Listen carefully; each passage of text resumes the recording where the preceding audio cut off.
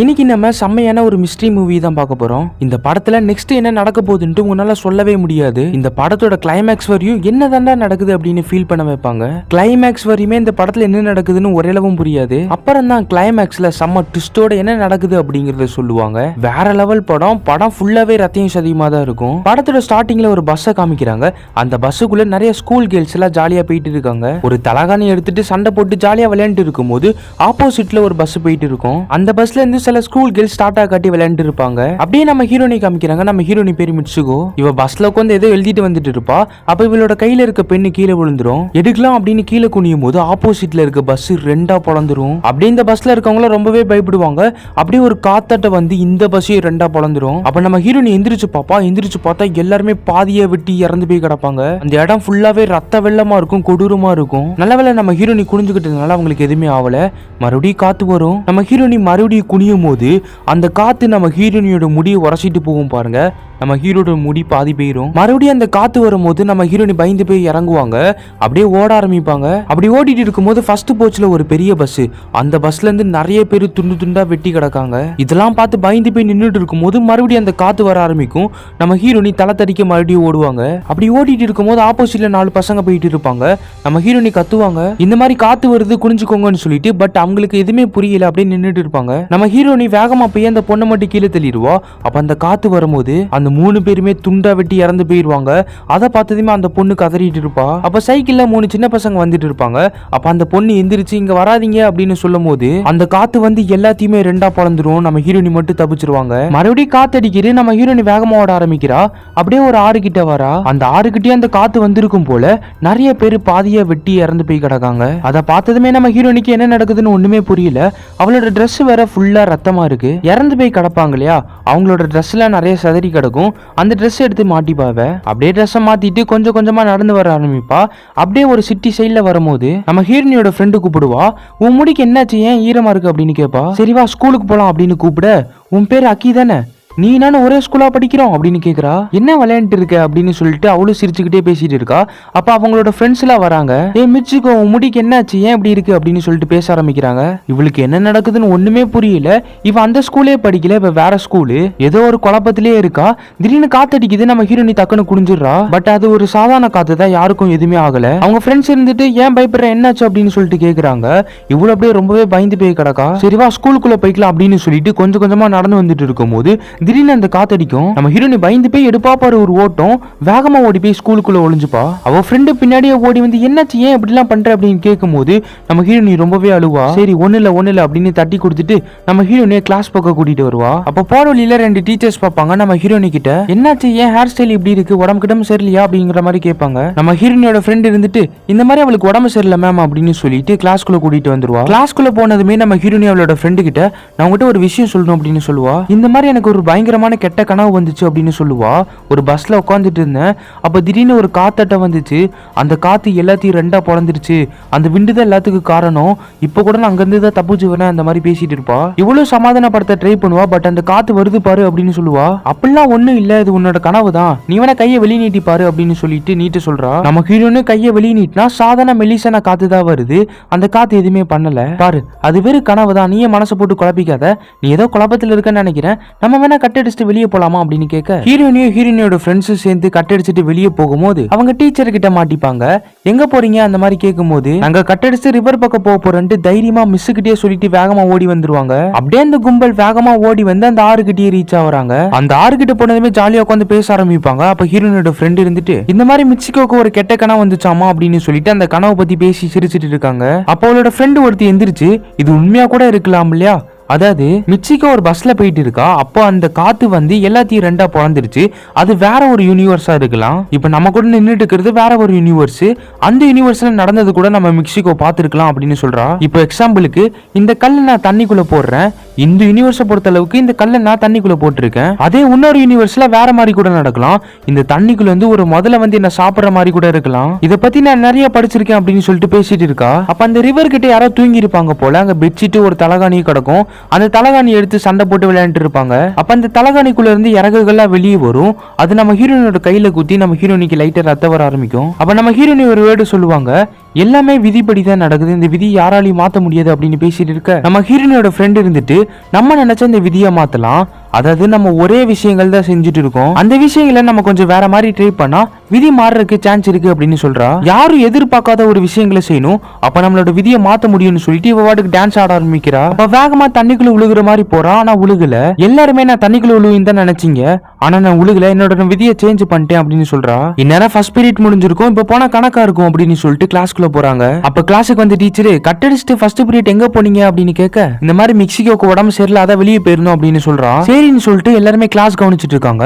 அப்ப நம்ம ஹீரோனுக்கு சைடுல அந்த தலகாணி மூட்டை இருக்கும், அதை எடுத்து என்னன்னு பாத்துட்டு இருக்கும் போது நம்ம ஹீரோனோட ஃப்ரெண்ட் இருந்துட்டு அந்த தலகாணி மூட்டை இங்க தூக்கி வீசு அப்படின்னு சொல்லுவா. நம்ம ஹீரோனியும் தலகாணி மூட்டையை கொடுத்ததுக்கு அப்புறம் திடீர்னு யாரோ கிளாஸ்ல இருக்க எல்லாத்தையும் சுட ஆரம்பிப்பாங்க. நம்ம மெக்சிகோ தவிர எல்லாருமே இறந்து போயிருப்பாங்க. அப்படியே எல்லாம் ரத்த வெள்ளத்துல இருப்பாங்க. பார்த்தா கிளாஸ் டீச்சர் தான் மிஷின் கண்ணை வச்சு எல்லாத்தையும் போட்டு தள்ளிட்டு இருப்பாங்க.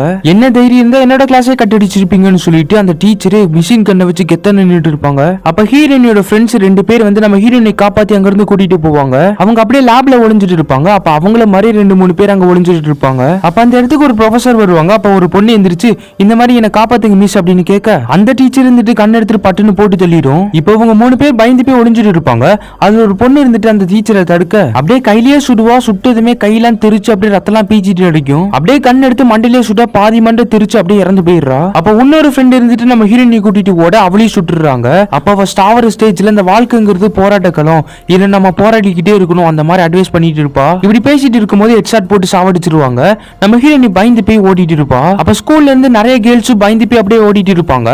வெளியே வந்ததுக்கு அப்புறம் எல்லாருமே அலறி அடிச்சு ஓடிட்டு இருப்பாங்க. மேல ஜன்னல்ல நின்னுட்டு எல்லா டீச்சர்ஸுமே கேம்ஸ்ல வர எல்லா கண்ணும் தூக்கிட்டு மிஷின் கண்ணு ஷார்ட் கன்னு எல்லா கண்ணையும் தூக்கிட்டு நம்ம ஜாம்பி கேம்ல விளையாடுவோம்ல அப்படியே நிறைய ஜாம்பி வரும், நம்ம கண்ணா பண்ணா சுட்டுட்டு இருப்போம், அந்த மாதிரி சுட்டுட்டு இருக்காங்க. அங்க இருந்து நம்ம ஹீரோனியும் ஹீரோனியோட ஃப்ரெண்ட்ஸ் மட்டும் ஒரு 3 பேர் தப்பிச்சு வெளியே வராங்க. அப்ப திடீர்னு காத்தடிக்க நம்ம ஹீரோனி கீழே குனிஞ்சிருவா.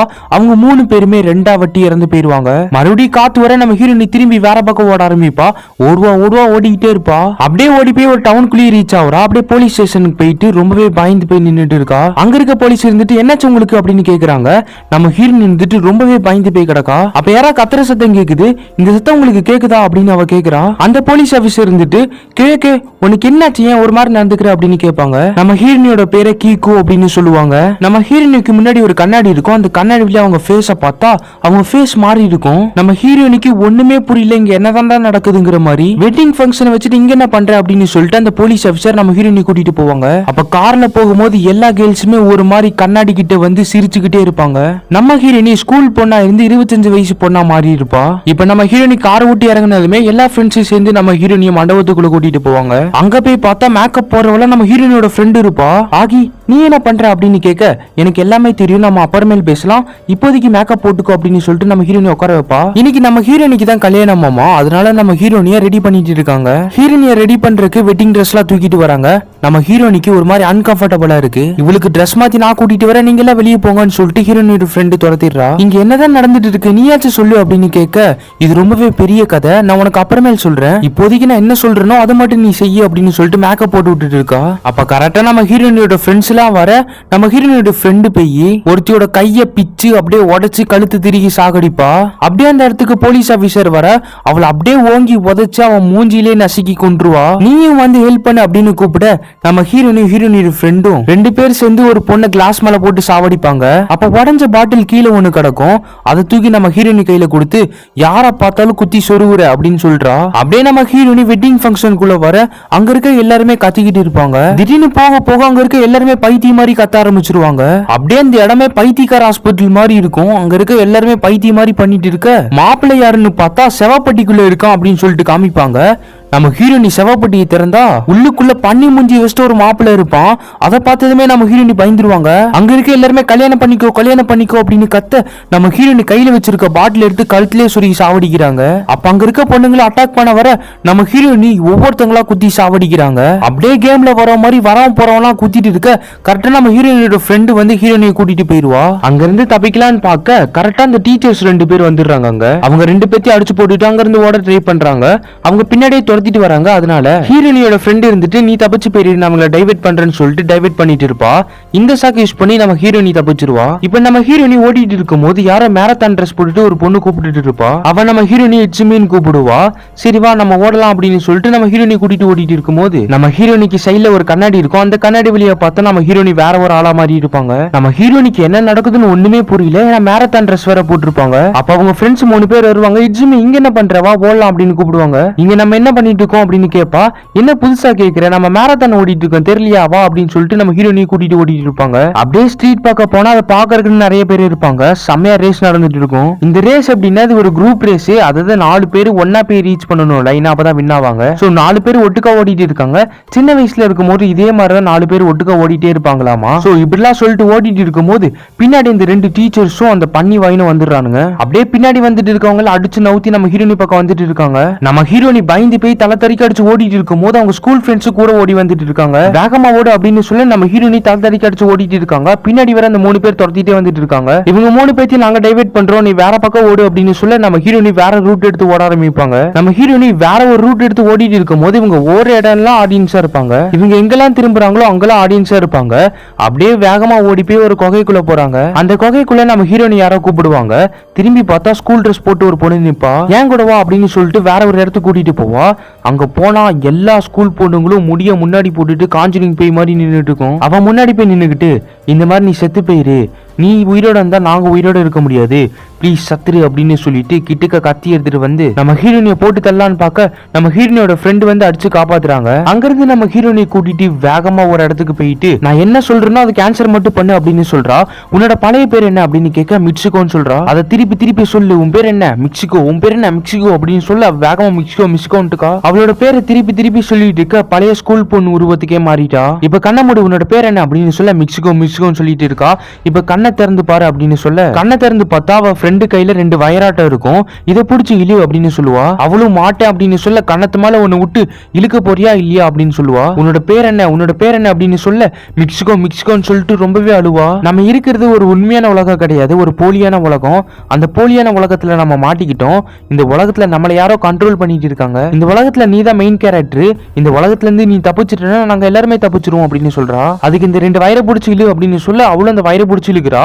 அப்படியே இந்த வயறு சதையை பிச்சுட்டு வருது. அப்படியே அவளோட கை கால் எல்லா இடத்துலயும் அப்படியே வயரா வந்துட்டு இருக்கும். அவளோட உடம்பு 2ஆ பிஞ்சு ஃபுல்லா வயரா வரும். அப்ப பின்னாடி ஏதோ ஒரு போர்ட்டல் ஆட்டம் ஓபன் ஆகும். அப்படியே அந்த வழியா போனா ஒரு ஹோட்டல் ஆட்டம் இருக்கு. அதுல நிறைய பேர் சமைச்சிட்டு இருக்காங்க. அப்படியே கொஞ்சம் உள்ள போனா நிறைய பசங்க ட்ரெஸ் எல்லாம் நின்றுட்டு இருப்பானுங்க. அந்த இடத்துல நம்ம ஹீரோனியோட போஸ்டர் இருக்கும். இந்த வரைக்கும் 3 கேரக்டரா இருப்பாங்க இல்லையா, அந்த 3 கேரக்டரோட போட்டோ ஒட்டி இருக்கும். அதுல இது ஒரு கேம் அப்படின்னு போட்டிருக்கும். என்னடா கேம்னு போட்டிருக்கு அப்படின்னு சொல்லிட்டு நம்ம ஹீரோனி பாத்துட்டு இருப்பா. அப்ப ஒரு பையன் இருந்துட்டு நம்ம ஹீரோனி கிட்ட வந்து பேசுவான். என்ன ஞாபகம் இருக்கா அப்படின்னு கேட்பான். ஹே நீ அவன் தானே அப்படின்னு சொல்ல என் கூட வான்னு சொல்லிட்டு அந்த பையன் ஒரு இடத்துக்கு கூட்டிட்டு போவான். இப்ப நம்ம ஃபியூச்சர்ல இருக்கோம், நீ ஃபியூச்சருக்கு வந்திருக்க அப்படின்னு சொல்ல நம்ம ஹீரோனி மயக்க போட்டு விழுந்துருவாங்க. எந்திரிச்சு பார்த்தா ஒரு குகைக்குள்ள இருப்பாங்க. அந்த குகைக்குள்ள போனா நிறைய கிளவுன்ஸ் ஆட்டம் இருக்கும். அதாவது ஒருத்தங்க மாதிரியே உருவாக்கப்பட்ட பொம்மைகள். அங்க ஒரு வயசான தாத்தா உட்காந்து கேம் விளையாண்டு இருப்பான். என்ன விளையாண்டு இருப்பான்னு பார்த்தா நம்ம ஹீரோனி வச்சு ஒரு கேம் விளையாண்டு இருப்பான். இப்பதான் நம்மளுக்கு தெரிய வருது இது வரைக்கும் நடந்த எல்லாமே ஒரு கேம்னு சொல்லிட்டு. அதாவது நம்ம ஹீரோனியோட ஃப்ரெண்ட்ஸும் பல வருஷங்களுக்கு முன்னாடி இறந்து போயிட்டாங்க. அவங்களோட டிஎன்ஏ இவனுக்கு கிடைச்சிருக்கு. அதெல்லாம் வச்சு ஒரு கிளவுனாட்ட ரெடி பண்ணியிருக்கான்.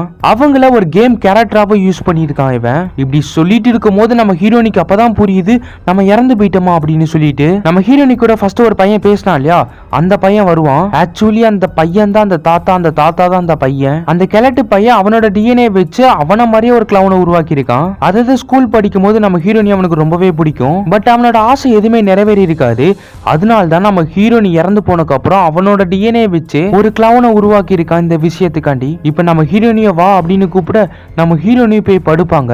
அப்பதான் நம்ம ஹீரோனிக்கு அவ ஃப்ரெண்டு சொன்னது ஒரு விஷயம் ஞாபகம் வரும். வாழ்க்கைங்கிறது ஒரு கஷ்டமான விஷயம், அதுல நம்ம எப்பவுமே போராடிக்கிட்டே இருக்கணும். விதிங்கிறது முடிஞ்சு போன விஷயம் கிடையாது, நம்ம நினைச்சா நம்ம விதியை மாத்தலாம் அப்படின்னு சொல்லியிருப்பா. அப்படியே வேகமா இருந்துருச்சு அந்த சின்ன வயசு தாத்தாவை அடிச்சு போட்டு அப்படியே வேகமா வந்து அந்த தாத்தா கிட்ட இருக்க குச்சியை புடுங்கி இவளே குத்திக்கிட்டு இறந்து போயிருவா.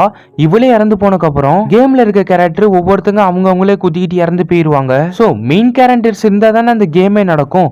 சோ இவ இறந்து போயிட்டா அந்த கேமே முடிஞ்ச மாதிரி. சோ இனிமேலே நம்ம ஹீரோனியோட கேரக்டர் அவனால யூஸ் பண்ண முடியாது. அப்படியே இந்த படமும் முடியுது. அப்படியே படம் ஃபுல்லா குழப்பமாவே போயிட்டு இருக்கும்.